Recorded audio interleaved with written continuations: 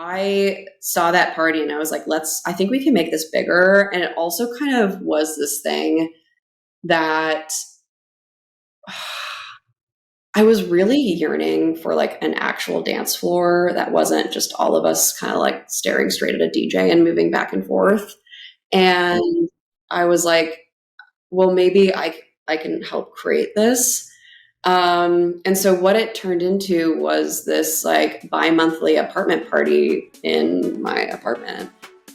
Hey, what's good, my friends? Thanks so much for checking out the Open Decks podcast. This week, we talked to Kristen London, who joined us from her place in New York City. Ryan and I talked to her just a couple weeks ago, and we've had a little bit of a summer break as Ryan went off to Tomorrowland, and I had some things to tend to here stateside with RPG and District Apple.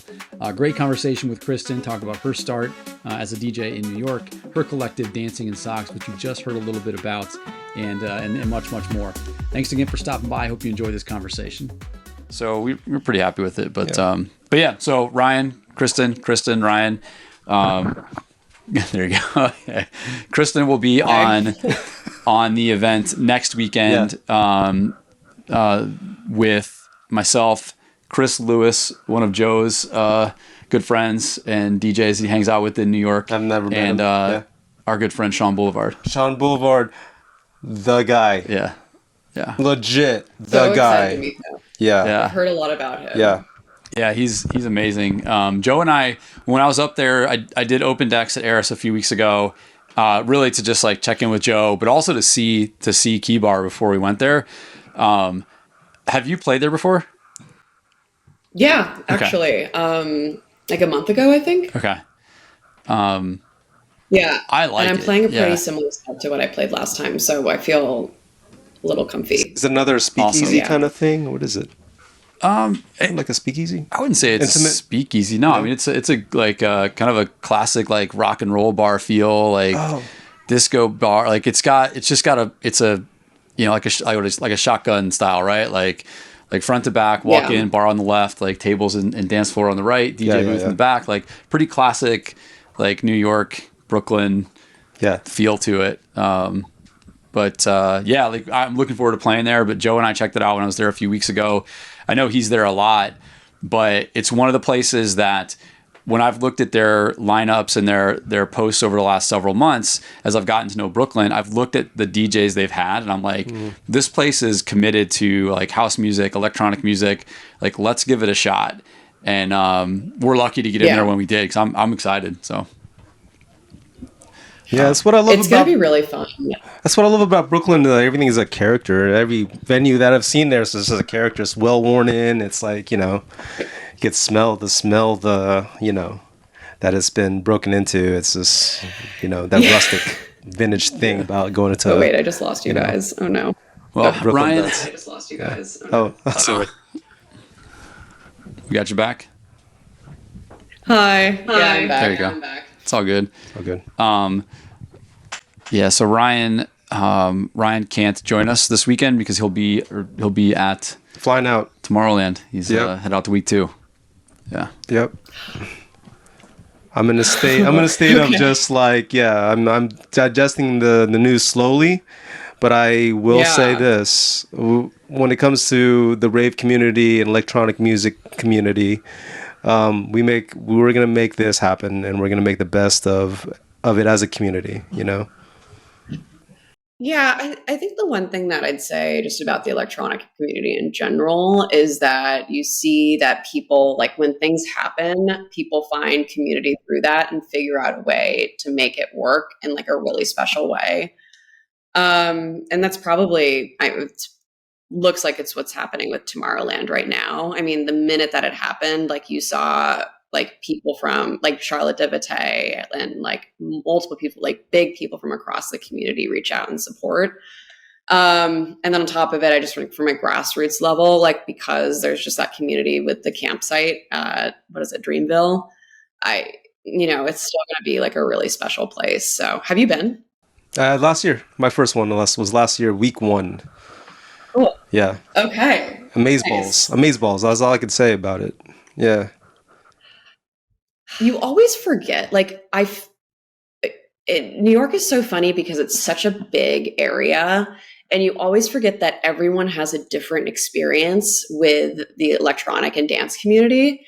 And, for me, like I have my little community. So sometimes I just get so siloed and I'm like, oh, this is the experience that everyone else must be having. And these are the clubs that everyone else must be going to. And Joe is like he goes to the like clubs that I've never been to, which is crazy because I go out like two to three nights a week probably. But like the clubs that he hasn't been to, those are the clubs that I go to on a regular basis. And the ones that he goes on to a regular basis are the clubs that I've just never been to for whatever reason. And I guess kind of to his point, it just kind of made me realize like, oof, I need to be like a little bit less siloed. But I actually, like, not to fully get into it, but I actually think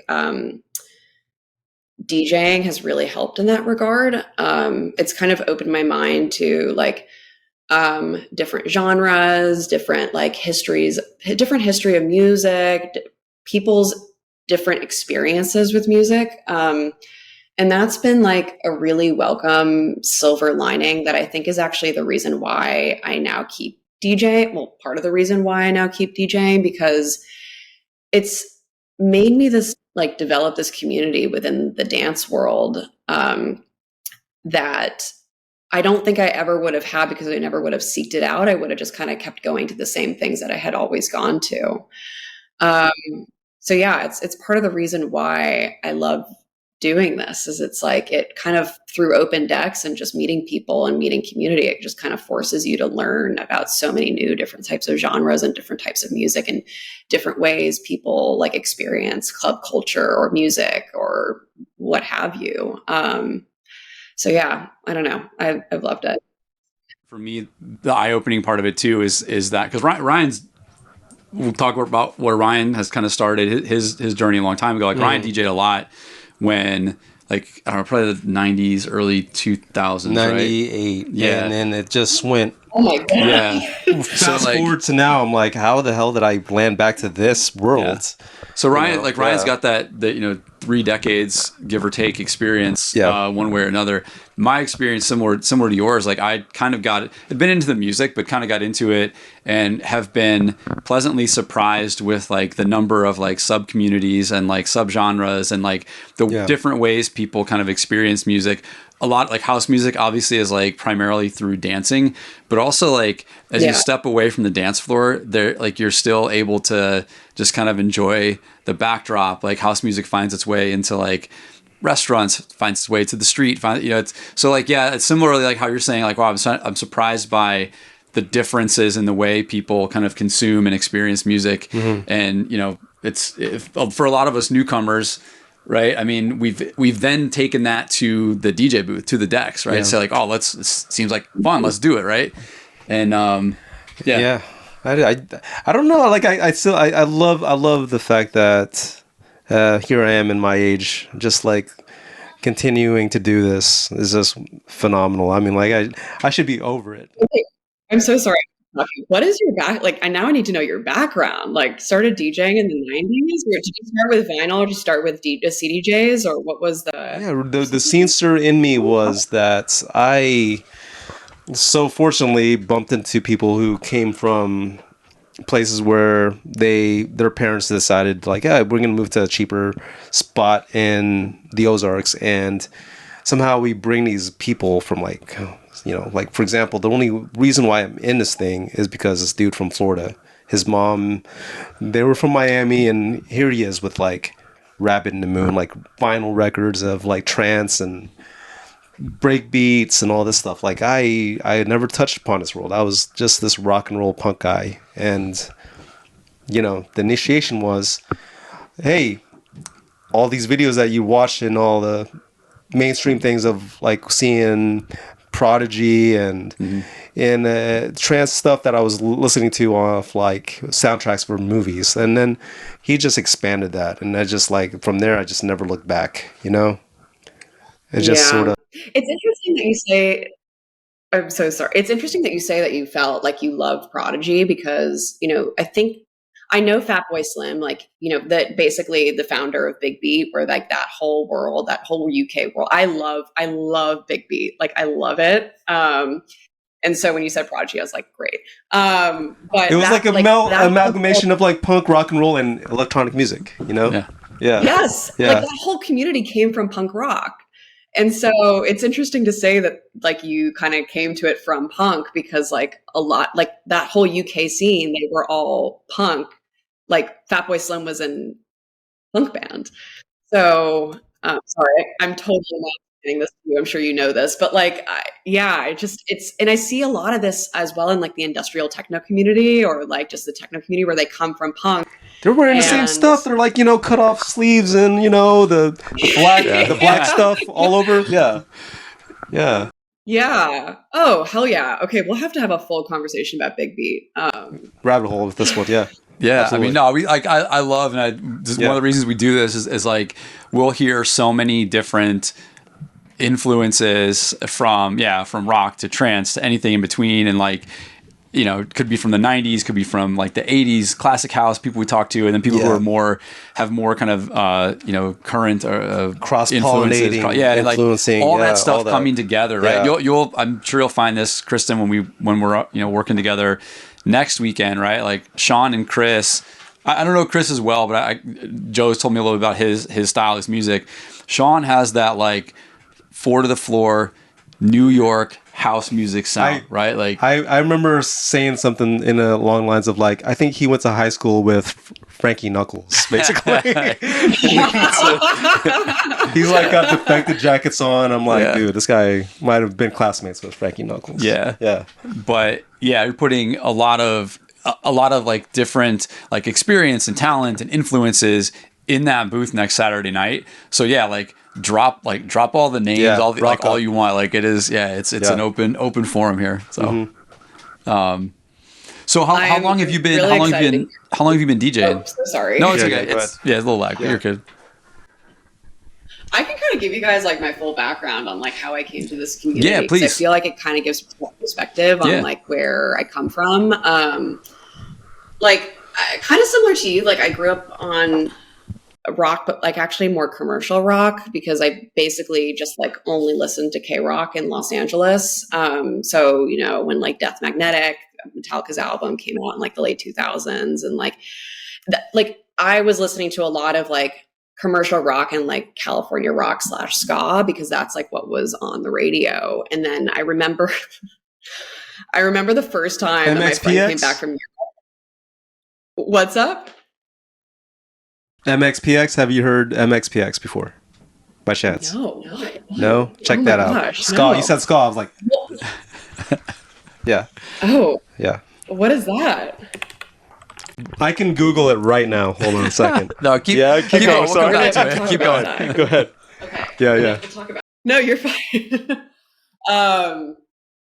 This is a long origin story, but hopefully it'll give you some context. But I also played in like jazz band in high school. So I feel like those are a lot of like my influences. And then when I was a senior, my friend came back from England and was like, have you heard of this guy named David Guetta? And that was literally my introduction into the world of electronic music. And like, I very much like in like the 2010s, 2012, like was very much like obsessed with like that, like big euphoric, big room, like EDM sound of Zed and Avicii and not all of that. And that's like really like, and the kind of trancey, commercial trancey, like Cascade. And that's like really kind of what I fell in love with. But then I kind of spent time with it, but I didn't really like fully go like deep into it until in 2021. My friend dragged me to go see Ellie Escobar play Tiki Disco in the pouring rain out in the ruins in New York. And it was like September.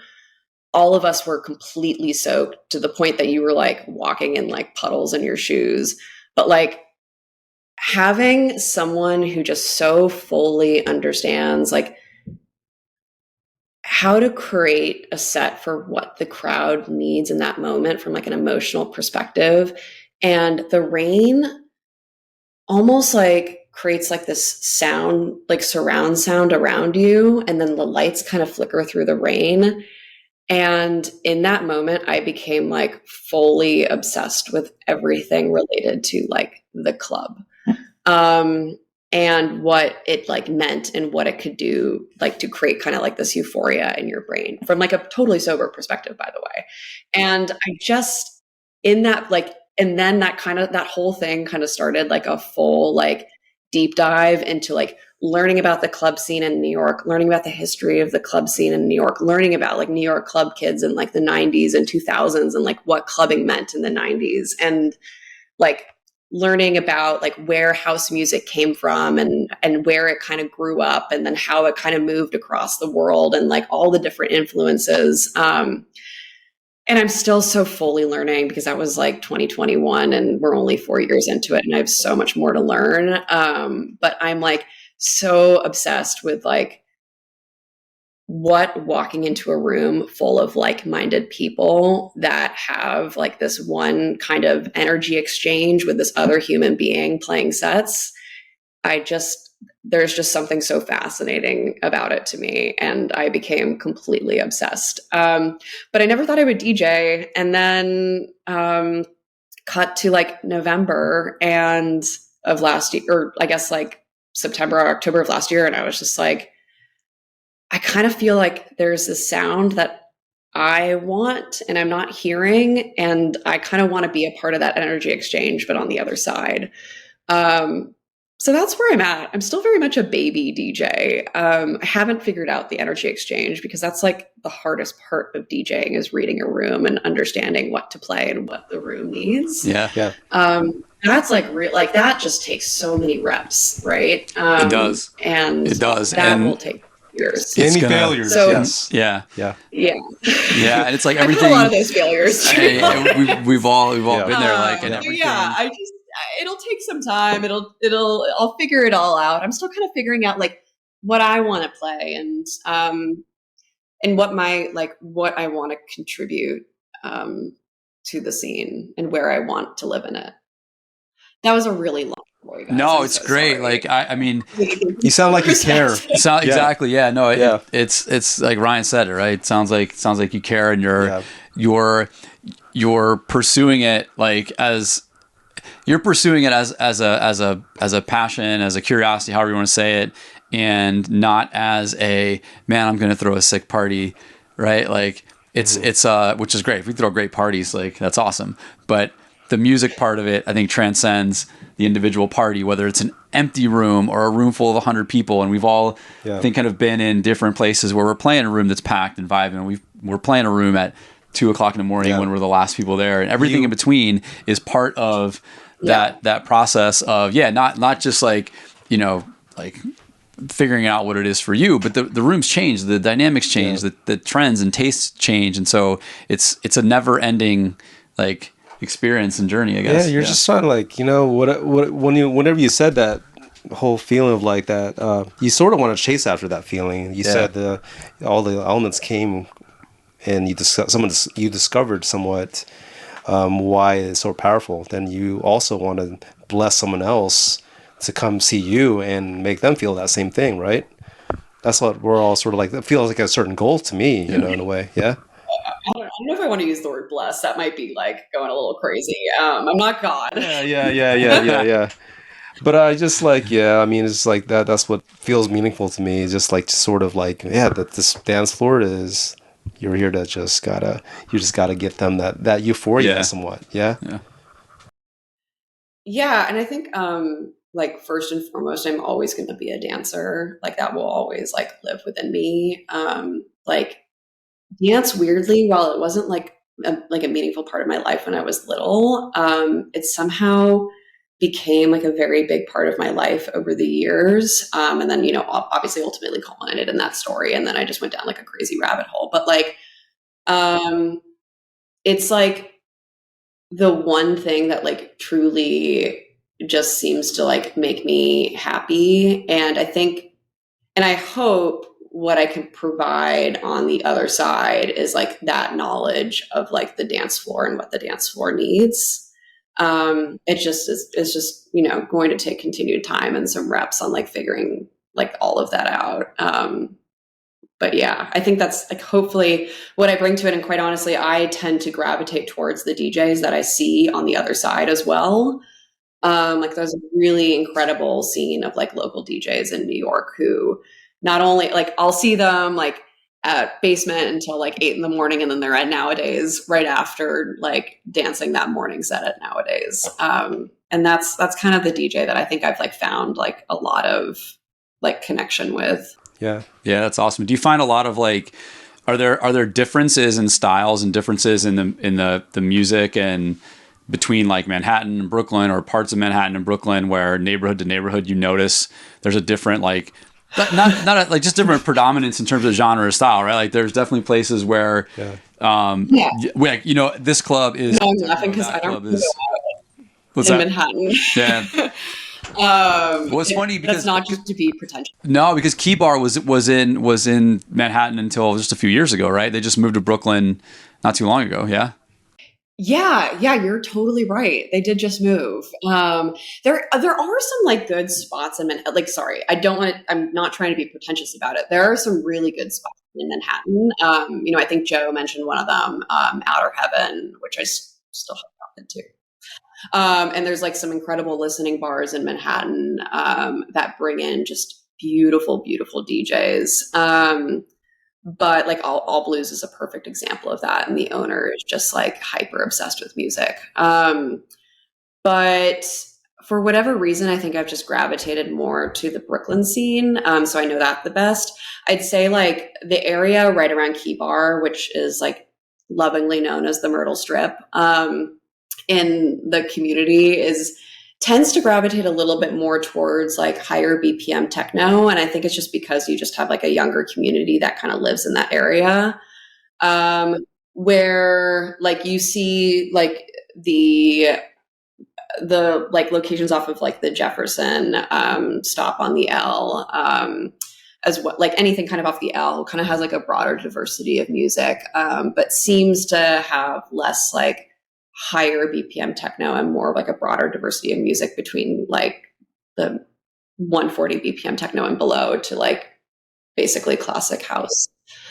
So that's kind of the differences that I've seen. But I think the beauty of New York is, you know, we have like, and I feel like I don't get this feeling, and I'm going to take that back. I have not meaningfully spent time in Chicago and Detroit. So that like, but like, I don't get this feeling when I like go out in like London or whatever, or something. Like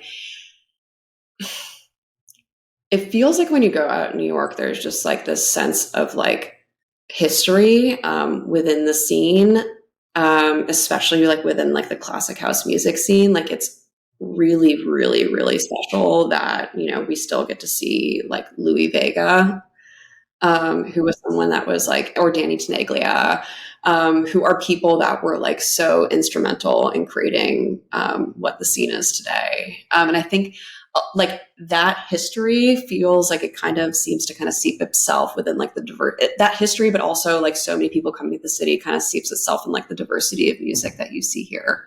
And I feel very lucky that we have such like an incredible classic house and house community within New York, and in the United States, because I don't think you necessarily get that elsewhere. Yeah. Have you been to, I'm sorry if you already said this, have you been to Chicago or Detroit yet? Yeah. Nor I have not either. I don't know if Ryan has, but no, I visited Chicago and I just never felt like the people I was going to vacation there with was in the clubs, so I just missed out on some opportunities. You know? I mean, I grew up kind of between Chicago and Detroit, like in Northwest Ohio, but like kind of in between the two, and had I not been from there, it's almost like I'd go back more often, but it feels a little bit to me like going back home, which is just, you know, it's like if I go to Detroit to go to a show, I know I'm going to have to check in with mom and dad, take a side trip to see my brother, which I love them all very much. But sometimes they're, you know, well, not sometimes they're not into, you know, they're not into the DJ thing, the house music. They come here and I'm like, hey, I'm DJing tonight. They're like, we're going to bed. Leave us alone. Like, but well, you know what I've done is I actually took my parents to Mr. Sunday at Nowadays a few weeks ago. Although they both said it was too hot, they did love the music.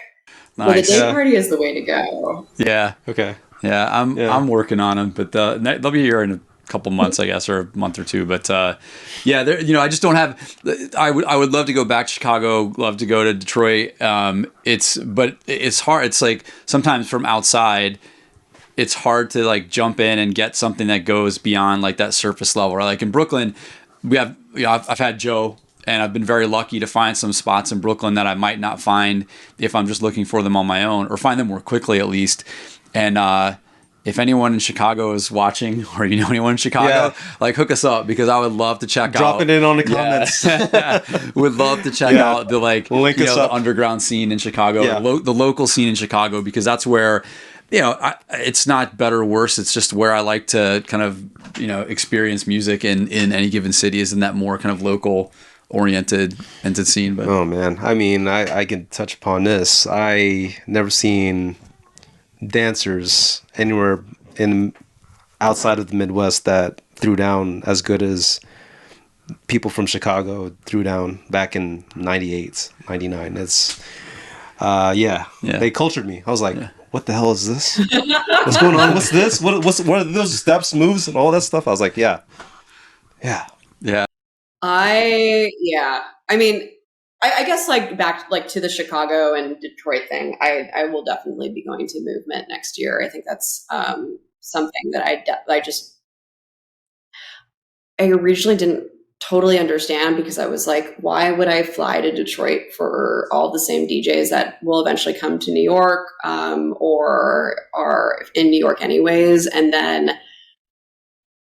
someone really schooled me this year, and on basically just, why it's important to go to something like that, but also that sent me videos, and that made me completely understand, like, oh, okay, now I understand. It's like this community of people that have, Movement's something that's been going on for 40 years. And that are very, again, connected to the history, but also are really there to kind of pay homage to this like thing that's very special in their lives. And once I saw the videos, I was like, okay, I get it. And maybe I'm still not misunderstanding it, and that's totally fine. But I know it's something that I need to go and experience and understand and be a part of.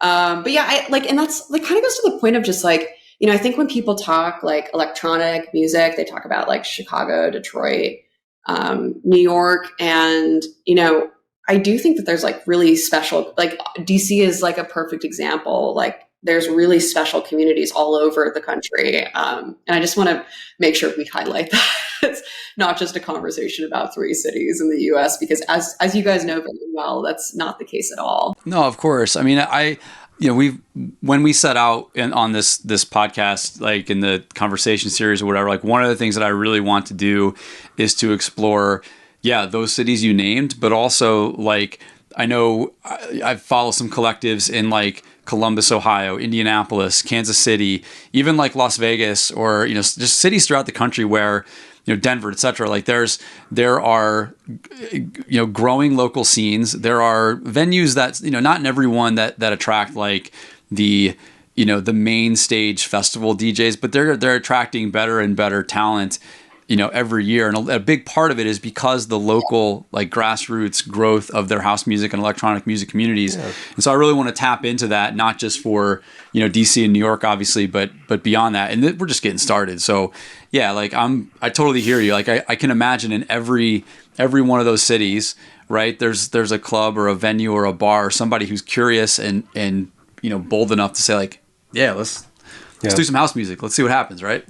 Let's do it at a place where there's just growing within the community, and there's people that probably can't even go to the cities, and they just want something there, locally. Yeah. But all that said, still learning at this point, still even learning about like Brooklyn, still learning about New York at large. So like, tell me, like your, let me back up. When you're playing at your events that you're playing in Brooklyn now, like, are you finding yourself on lineups with or playing with DJs with a similar style and similar kind of preferences, or are you getting onto like some multi-genre lineups where you might not necessarily have the same sound, but it's still part of kind of figuring it out along the way? Yeah, I think it's a little bit more of like we're closer in preference, and the reason for that is twofold. One is and we can get into this, but I co-founded like a collective with with one of my friends, and then we bring in a number of guest DJs. And so, especially as a baby DJ, I found like the way for me to get into a lot of these like bigger festivals. Wow. You're on your way. One day. Yeah. Oh yeah. That's why not. Bigger venues like elsewhere was to basically like start to like get close to people that had like more experience and like better talent than I did. And I was like, I'm willing to help do the outreach. And I'll just be like I'm happy to be the opener and get to learn from you guys. So a lot of the things that I've been booked on have been with just that group. And while we do have different styles, like, you know, I play a lot of kind of like jazz influenced. You'll see some like break beats, but sometimes I'll get into house, or like 4 on the floor house. Like the people that I play with are different, but close enough where it makes sense for all of us to be on a lineup. I'm trying to think of anyone where it's been like a totally different vibe, and I don't think I've had that experience yet. And maybe that's again because I'm still kind of like figuring it all out. And typically when I get booked on a lineup, I try to kind of match the vibe of that lineup as much as possible, rather than kind of purely just bring my own sound. Yeah, it makes sense. What about your so you talked about your collective, what's the name of your collective? Dancing in Socks. It is. Okay. I wasn't sure if that's the one you were talking about, but yeah, please. So I've watched a couple of your YouTube.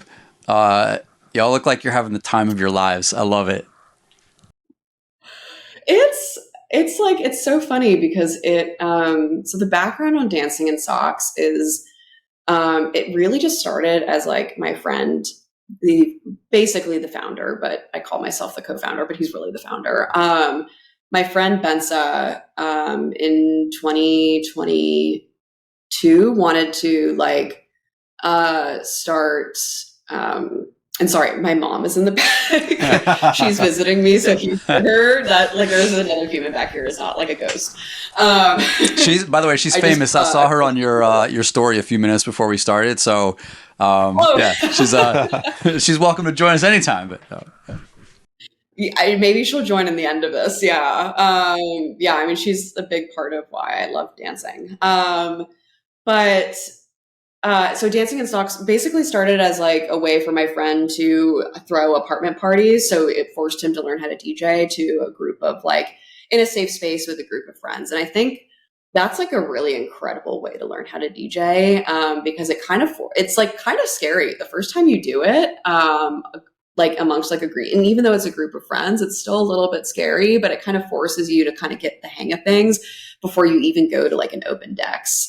So I just like would totally recommend that any starter DJ, like DJ in front of a group of friends first, because that's like the easiest way to kind of like get the reps in before even going to an open decks, and being like so scared, like I was my first open decks.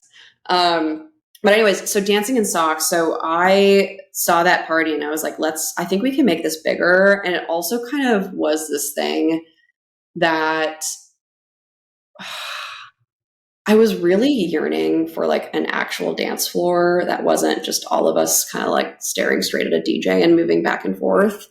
And I was like, well, maybe I can help create this. And so what it turned into was this like bi-monthly apartment party in my apartment, where my friend Bensa would come and DJ, and then I would kind of handle like well, he and I would handle the logistics of basically just throwing like a 15 to 20-person apartment party. And it was always kind of like meant to be a pregame before you went out. And then that has turned into us like getting a small, like a residency at a bar in the Lower East Side. And then also it turned into us like kind of like booking bigger and bigger things through Dancing in Socks as this collective. And really with the idea that like no matter what we do, we always kind of want to bring that like apart, like dancing in socks in your apartment. Yeah, that's very unique. Yeah, that's awesome. I like that story. Yeah. Oh, thanks. So yeah, we played the Loft at Elsewhere twice this year. We've played like a few bars. We played Earthly Delights, which is like probably the best sound system in the city. It's just incredible. So we've had some really fun shows this year. And again, really with the idea to just bring something that's just like fun and easy and makes you just want to dance and like look at other humans while you dance. Cool. Speaking your language, man. Yeah, I've caught on to book club radio. Their sort of concept is, they sort of have like these themes. With Tenzo and JoJo, I just like, I don't know how they. It's amazing. Yeah, I don't know how they came into my feed, but I was like, hey, that's pretty cool out there. They came into everyone's feed. Yeah, right. Yeah. Yeah, it's interesting. Benson and I discussed it when we originally, because I saw them really early on, like when their parties were still like in their apartment and they had like 10 or 15 people. And I remember being like, is this something we want to curate? Like, should we have the DJ pointed away from the dancers? And like, and I think we ultimately decided that, well, one, it felt like it was copying them, so we didn't want to do that. But two, like we wanted to take everything. We wanted to like not take. That's not a good word, but like we wanted to like a lot of what we were doing was very much in line with what they were doing. It was like we wanted to create these like intimate spaces where it's like we kind of got back to people actually facing each other on a dance floor and dancing with each other, and like that the DJ wasn't like the center of everything, and like the most important people were the dancers. I was about to say I could take you back. I could take you back to when I was in the underground rave scene, because these DJs, you can find it, and the way that I found it is by going to like a lot of like the like Louis Vega and 718, like Danny Krivitz thing, like that's where like the 90s club kids show up, and they always have that crazy dance circle, and they're just like going at it like in the middle of the dance circle, and I love it, and I'm so thankful. Yeah, that's why I was like obsessed when you said that you started DJing in the 90s. I think I have to move past it. I'm just like, I have to accept this new world that we are with this whole new world of it. But yeah, I mean, I treasure it. I'm just like, I can go on to these like different places we're in Instagram and social media, and we'll all just like discuss about the old days, and this just be like, yeah. There's a couple, there have been a couple lately, actually just this week. So Will Clark, his podcast, he had on Chris Lake, and it talked about just like the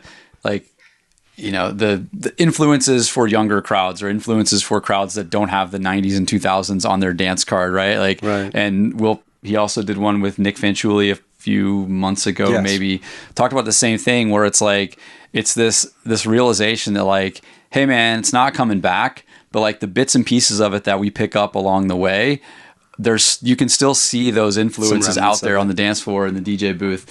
And you've been doing it a long time. I haven't, but like I'm sure when you see it happening, you're like, oh man, like just that moment of like, oh, we got it back. Right? Yeah.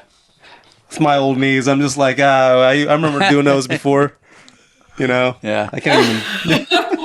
But it's cool to hear it from people who are in they're like the Nick Fanciulli and Will Clark and Chris Lake, them talking about it again from a much larger stage and major platform. Yeah. But it's the same stuff that you both were talking about. Yeah.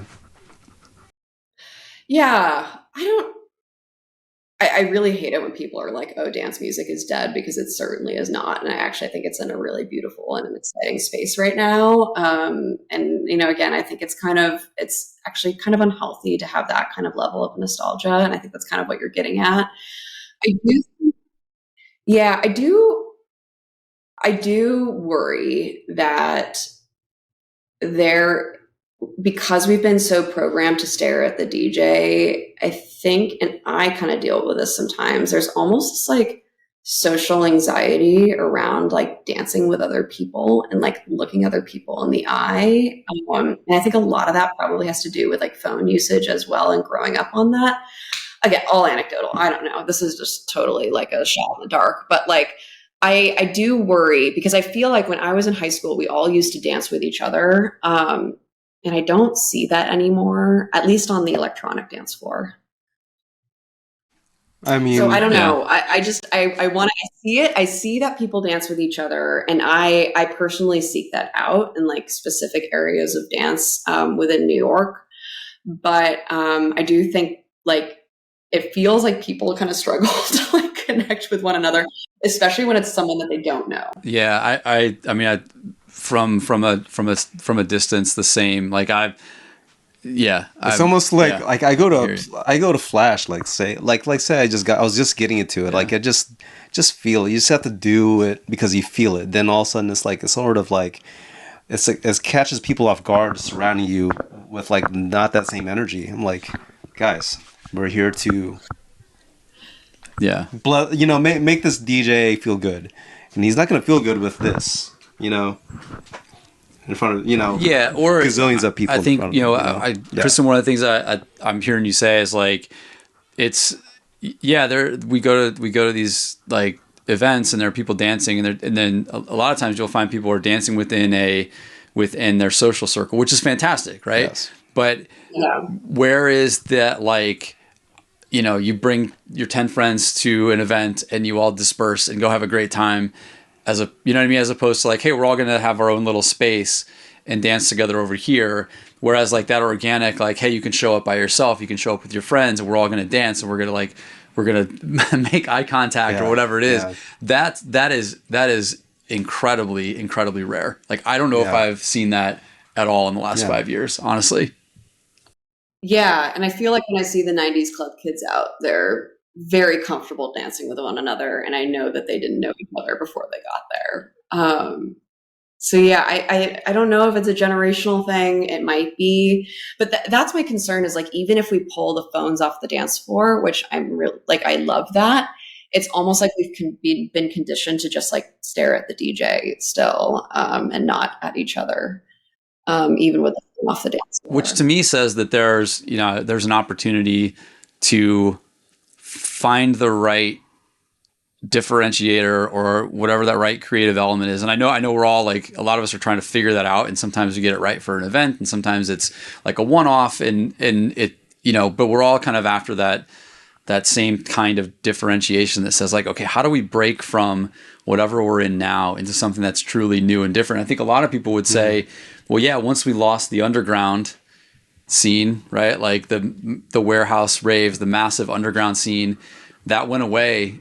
And I'm not so sure that it's gone, but I understand that like, I understand that that's not the predominant way in which people consume house music and dance music these days. It is much more mainstream, right? The like top 40 is dance music, is house music.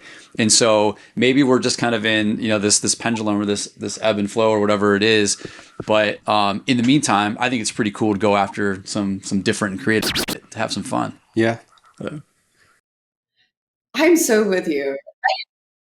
That vibe in Miami was pretty special, I felt, though. Yeah. It was. Sorry, go ahead, Kristen.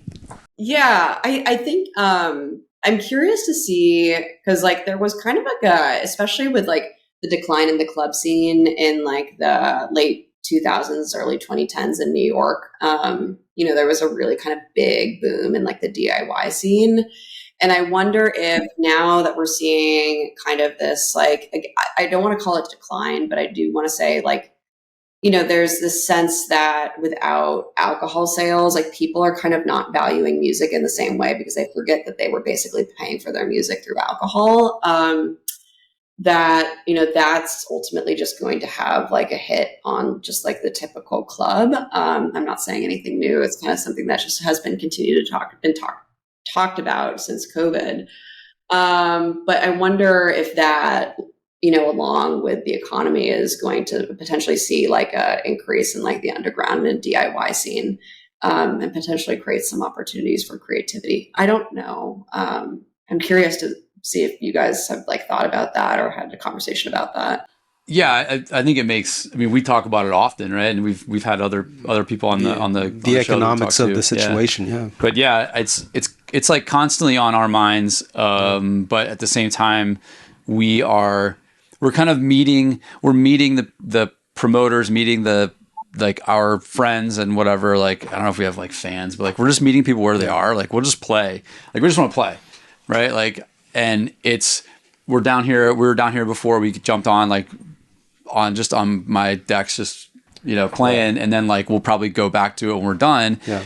And if this turns into like I pack up and go to a garage or an apartment party, I'm all for it. Like like wherever. So I don't know. I mean, I don't know.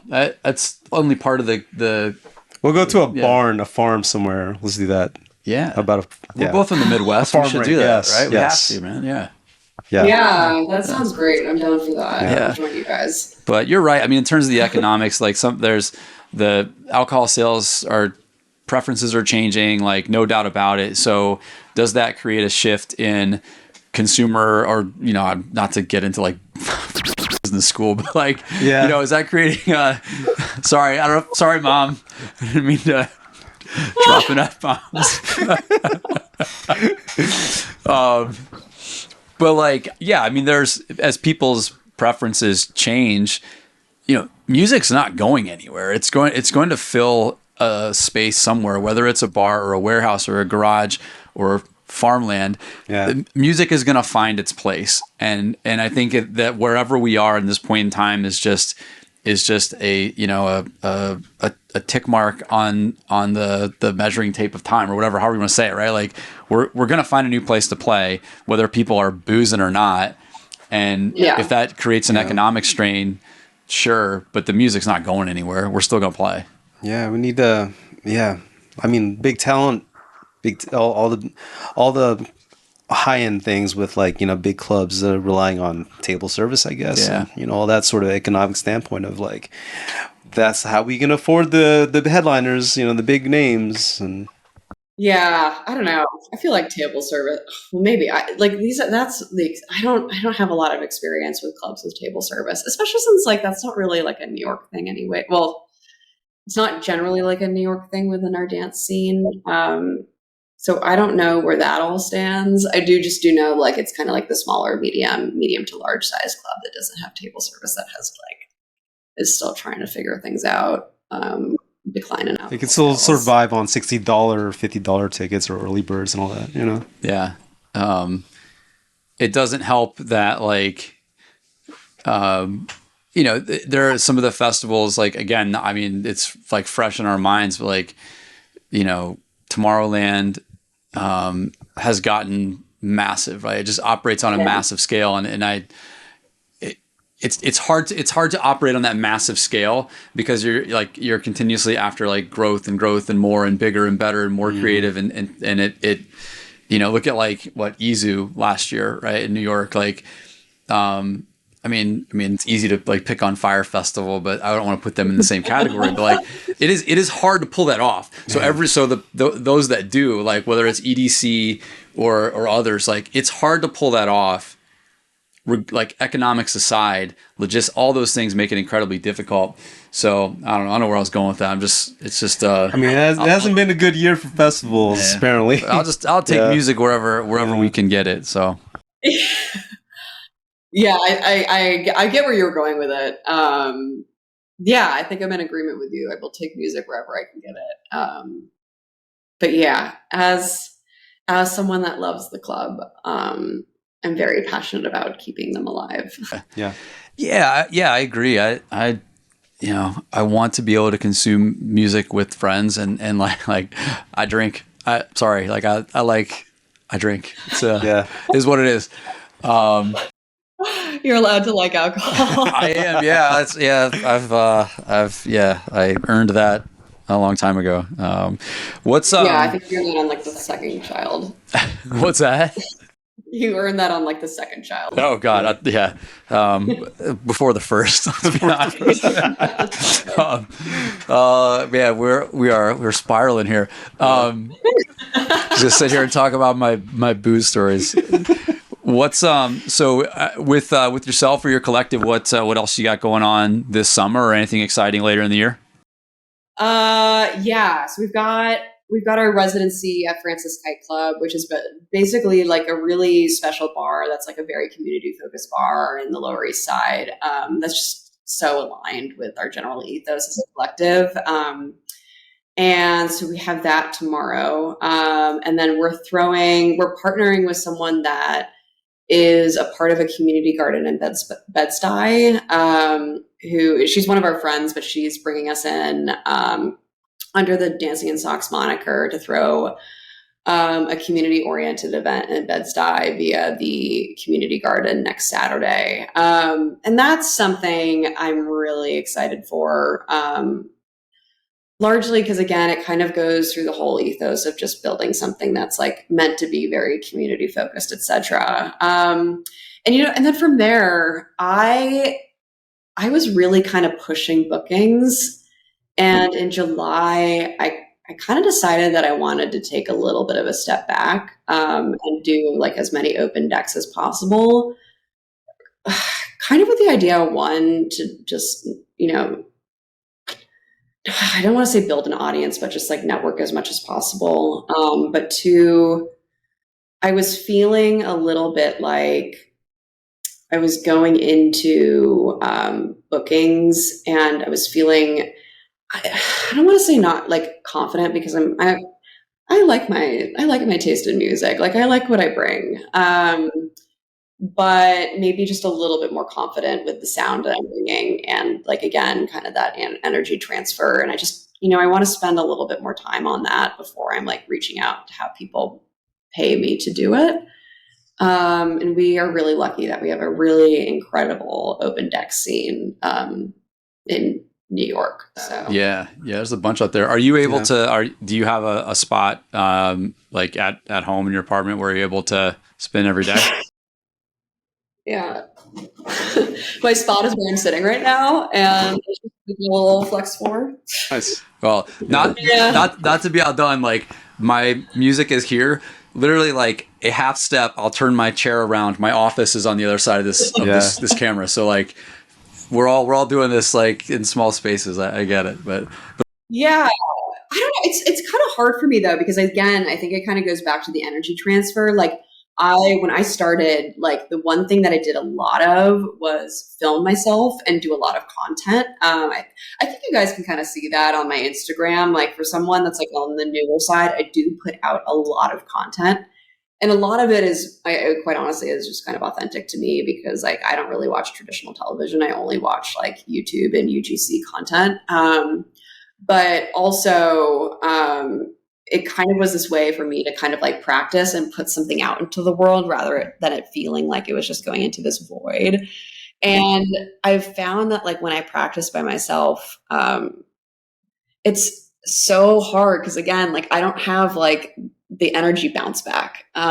Even if it's like one or two people that are listening to it, like the way that I started practicing really practicing was basically by setting up, like, I would just call people and say, hey, do you want to do a B2B or a B3B? And I'll film it and I'll make content for you and I'll make shorts for you. But like, I'd love for you to just like come into the room and like hang out with me. And at least with that one other person there, I can kind of just like feel how like the music is bouncing around the room. I don't know how to describe it, but yeah, I see Joe practicing all the time, and I'm like, I just really, for whatever reason, kind of struggle doing it myself. I kind of need like that one other person in the room with me. Yeah, same. I know Ryan spins a lot. on his own. I'm kind of in the middle. Like I just got this. I got this RMX. I know. We're gonna have more play dates. We're gonna have more play dates soon, Tommy. Yeah, I was like, more play dates, right? I texted him. I was like, hey, dude, can we do the podcast from my place? I got a new toy. Let's go. But like what's your setup? What's that? What's your setup behind you? I have an A9 with two 3000s and just added the RMX today. So yeah. Oh, that's amazing. I love it. They've got there's a sad story. I'll tell you real quick. I might cut this out, but so a friend of mine and I a couple years ago we were gonna go into business together, and we bought some gear, got a couple of bookings, started doing it open decks like 3 or 4 weeks after we bought all this stuff, and then like a month later he suddenly passed away. And so I bought his share of the gear from the family and have like made it my mission to share this experience, this gear, like where like this path that we set out on, like as much as I can. And they're not cheap, right? But like, so I could sit here and just play on great gear in my basement, but like we pack it up, we bring it to all of our events. We try to make sure that our open decks and new DJs get a chance to play on club standard gear.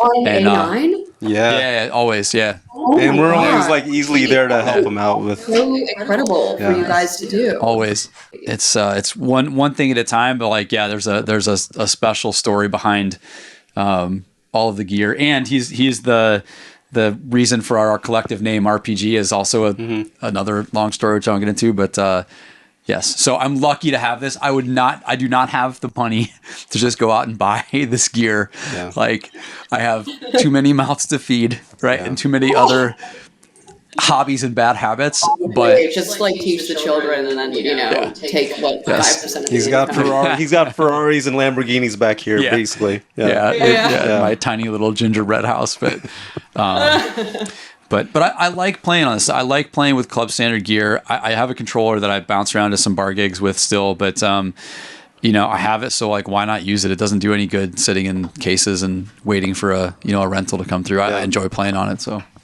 yeah. That's amazing. Have you ever road tested one of these before? The A9 or the what? Have I played on them? Yeah. I think we're really lucky in New York that a lot, like Key Bar has 3000s. A lot of the clubs have 3000s, and then also Pirate has like the deluxe studio has 3000s. So I've been really lucky for that. And then randomly, sometimes I'll show up at a place and they'll have like an A9 or a V10, and you're just like, whoa, what's happening? Yeah, it's kind of crazy to be like 3 months into your DJ career and have the opportunity to play on the V10 and have to remind yourself that there's 4 EQ knobs instead of 3, and then realize halfway into a song that you completely forgot to bring the low back in because you're thinking, you're trapped into the whole muscle memory mindset of like, let's move 4 EQs. Yeah. But that stuff happens. It's fine. You get used to it. You just find a good spot to bring it back in, and you're like, oh yeah, it's just pull the energy out of the song for a second. Throw the spiral effect on, and then like you just pull it off or whatever. I meant to trim that. Yeah, I'm just trying to experiment with this one. Yeah. Exactly.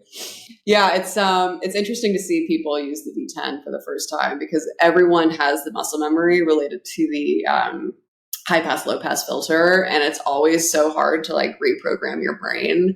At least it was for me. So same. We did the last one we did in Brooklyn in May. They had a V10, and we were like, I had never touched one. I'd seen it and done like I obviously went on YouTube just to get myself ready. But the bar we played at had a red light above the mixer, and the knob lights are red, and so it was really hard to see what was activated. It was really hard. So we finally got somebody to come over with a ladder and like literally crank the light so that we could see it. But it's an impressive piece of equipment. But for me it's overkill. But for my stuff it's overkill. I'd love to play on it, but Yeah, it's pretty cool. Yeah, I mean, to be honest, for me, it is kind of nice to have the high mid and the low mid, to be fair. That's the only thing I don't need it for anything beyond that. Same. I mean, it's like I don't think it would fit on my table. I have like maybe another. I learned this with the V10. We had a V10 and 4 3000s at that event, and I have like digital cables that I use that are short. They're 3 feet cables because it's like, hey, the less clutter back there, the better. But they don't reach on the V10 because it's like this much bigger than the A9. So fortunately I had like RCA backups, but like all those little things that go into getting a new piece of gear, right? Like this RMX, like I got to get some more TRS cables now. Like that's what one Pioneer thing wants you to do. I know, but I need 20 more cables. I'm an addict. Yeah, dongles. Well, the entire internet has decided that the 4000s are coming out next year, so we'll see if that actually happens. Or the 3000 Mark IIs or whatever. We see. I actually have to take my mom dancing, so I'm going to do that. Take your mom dancing. Thank you so much for giving us the time and talking to us. Like thank you for gifting us all these cool stories, you know? Yeah. Oh God. Okay. I have so many questions for the two of you. Yeah. Again, like I love getting to know people's experience, especially someone that started in the 90s. Sorry. I so love getting to like learn about people's experience and like how they got into it. It's just like my passion. So next time I see you. Of course, Kristen. Thanks so much. Kristen.